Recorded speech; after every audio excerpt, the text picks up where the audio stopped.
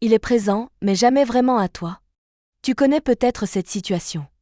Il t'écrit parfois. Il revient toujours. Il garde un lien avec toi. Mais quand il s'agit de parler de relations, tout devient flou. Il ne disparaît jamais complètement. Mais il ne te choisit jamais vraiment non plus. Et c'est précisément ce qui rend la situation si troublante. Parce qu'au fond, il y a toujours quelque chose entre vous.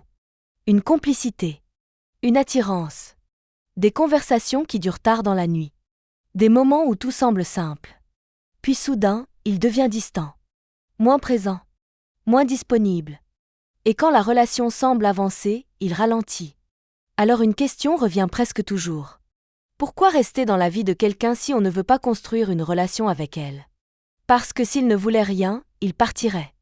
Mais s'il voulait vraiment quelque chose, il le dirait. Et c'est exactement entre ces deux réalités que naît la confusion.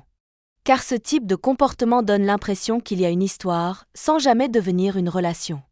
Et la vérité, c'est que ce genre de dynamique n'est pas rare. Beaucoup de personnes restent dans la vie de quelqu'un, sans jamais faire le choix de s'engager.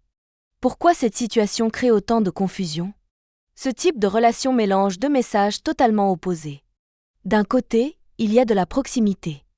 Il peut être attentionné, présent dans certaines périodes, très connecté émotionnellement. Il peut même partager des moments profonds avec toi. Mais de l'autre côté, il n'y a jamais de décision. Jamais de relation claire. Jamais de position nette.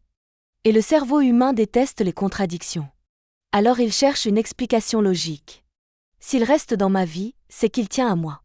S'il revient toujours, c'est qu'il ressent quelque chose. Mais il existe un mécanisme psychologique qui renforce encore plus cette confusion. Le renforcement intermittent. Quand l'attention arrive de manière imprévisible, l'attachement devient souvent plus fort. Un message inattendu. Un moment très intense. Une conversation profonde après plusieurs jours de silence. Chaque retour rallume l'espoir.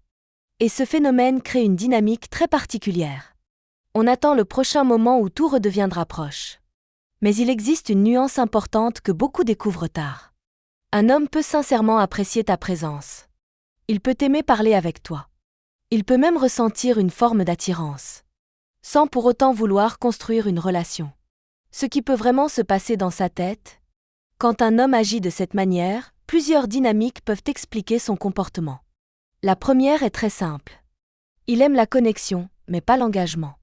Il apprécie les conversations, les moments partagés, la légèreté de la relation. Mais quand l'idée d'une vraie relation apparaît, quelque chose bloque. Pas forcément par peur. Parfois simplement parce que le désir d'engagement n'est pas assez fort. Deuxième possibilité. Il garde une présence émotionnelle dans sa vie. Certaines personnes ont du mal à couper complètement un lien qui leur apporte du confort. Même si elles ne souhaitent pas aller plus loin. La relation devient alors une sorte de zone intermédiaire. Ni une relation, ni une séparation. Troisième possibilité. L'attirance existe, mais elle n'est pas suffisante pour choisir. Il peut ressentir de la curiosité. De l'affection. Une attirance partielle. Mais pas assez pour s'investir réellement. Et c'est souvent là que la situation devient difficile à comprendre. Parce que rester présent demande très peu d'efforts. Alors que choisir quelqu'un demande une décision claire. Et c'est une distinction essentielle. Rester dans la vie de quelqu'un ne signifie pas vouloir construire une relation avec elle. Parfois, cela signifie simplement que la connexion est agréable. Mais pas assez forte pour devenir un choix. Les signes qui montrent qu'il te garde sans te choisir. Avec le temps, certains comportements deviennent assez révélateurs. Il t'écrit, mais souvent de manière irrégulière. Parfois plusieurs messages dans la même journée. Puis plusieurs jours de silence. Il revient souvent quand il ressent un manque. Une soirée seule. Un moment de nostalgie.